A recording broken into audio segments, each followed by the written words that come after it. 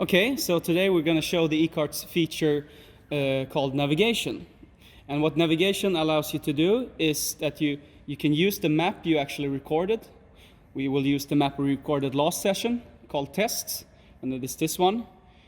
We will set that as default, like this.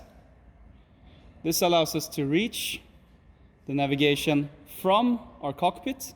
So we see here stop to localized, and we also see set navigation. So if we press set navigation, the map we selected will come up, and we can already see down here that the eCart has detected that we're at stop 2. So that's great. So let's say we want to go to stop 8, for example. We press stop 8, and we press start.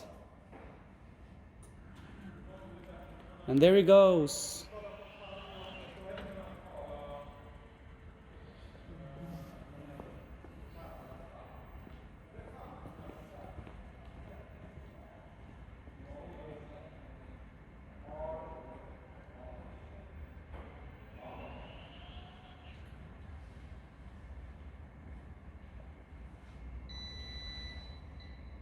So he has arrived at station 8, and we can go into the navigation app again.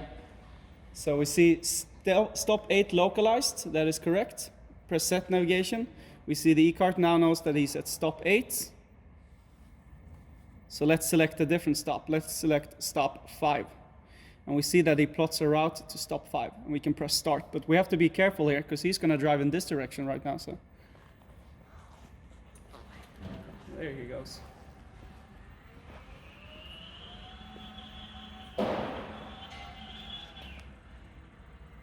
As you see, the eCart has lots of different decisions, but since he knows what path to take, he has no problem navigating to the end station.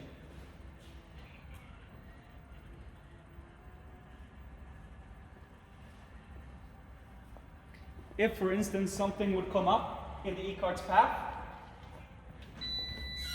he will stop, and he will start automatically again when the object has moved away from its path.